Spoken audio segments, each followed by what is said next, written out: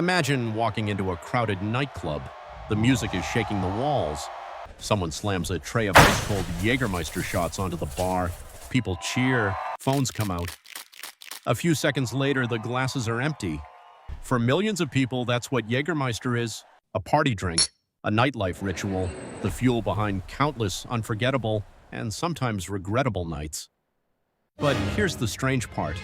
None of that was supposed to happen, because Jägermeister wasn't created for parties. It wasn't invented for college students. It wasn't designed for bars. And despite what many people believe, it wasn't originally medicine either. In fact, nearly everything people think they know about Jägermeister is wrong. The drink wasn't made for nightclubs. It wasn't cough syrup. And no, it does not contain deer blood. Yet somehow, all of those rumors became attached to a single green bottle. So how did a hunter's herbal drink become one of the most famous party shots on Earth? The answer begins in Germany nearly a century ago, and it starts with a man who never intended to create a party icon. His name was Kurt Mast, and he was obsessed with hunting. The man behind the bottle. Kurt Mast wasn't a bartender, he wasn't a brewer, and he certainly wasn't trying to create the next big alcohol brand.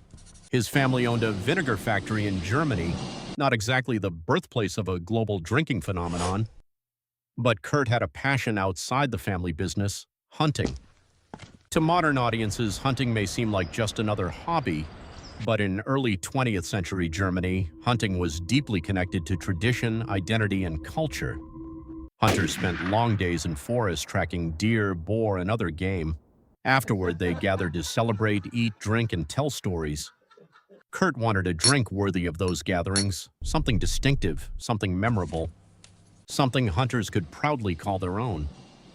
So he began experimenting. And experimenting. And experimenting.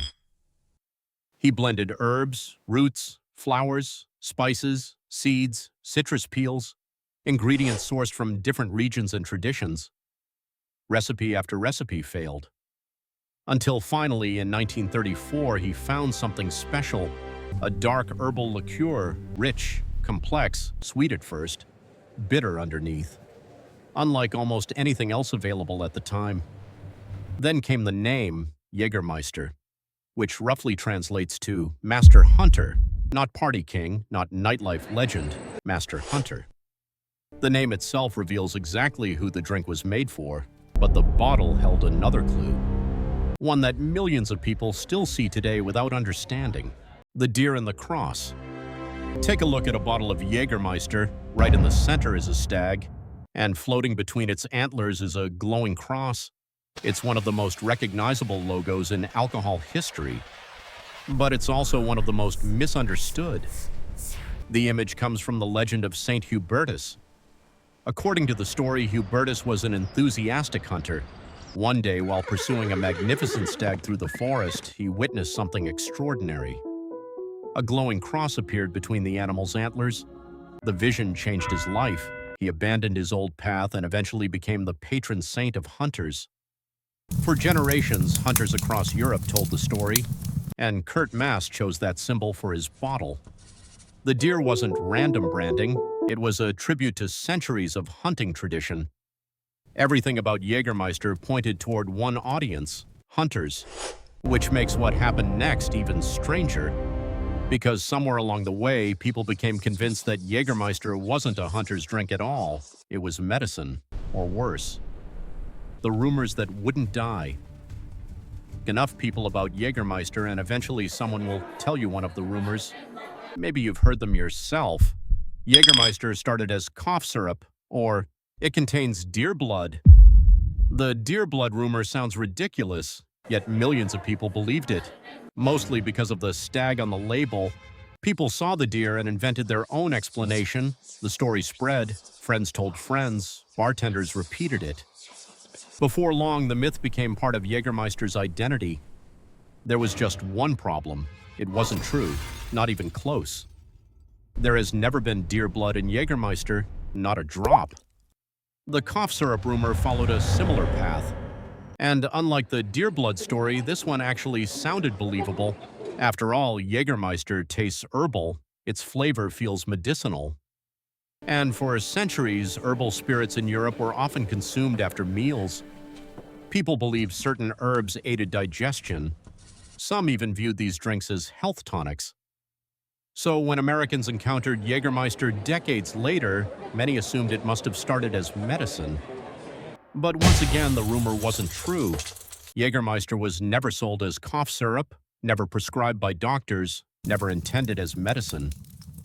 The truth was much simpler and much stranger. It was still the same hunter's drink Kurt Mast created in 1934. So if the recipe didn't change, how did everything else change?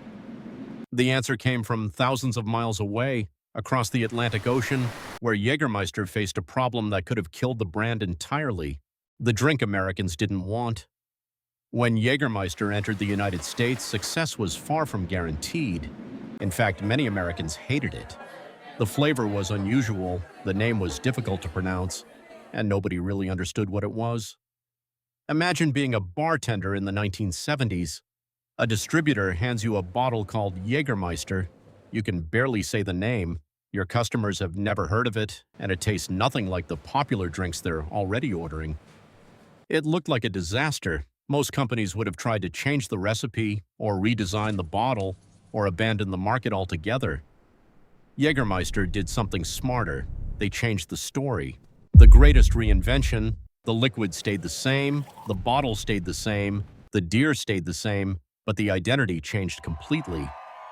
Instead of targeting hunters, the company targeted young drinkers, bars, nightclubs, concert venues, college towns. Brand representatives traveled across America introducing people to the drink. They encouraged bars to serve it ice cold. They sponsored events, handed out merchandise, created experiences. And slowly, something remarkable happened. People stopped seeing Jägermeister as a strange German hunting liqueur. They started seeing it as the ultimate party shot. The transformation was extraordinary. The product barely changed, the perception changed completely, and perception is often more powerful than reality. By the 1990s, Jägermeister had become a cultural phenomenon.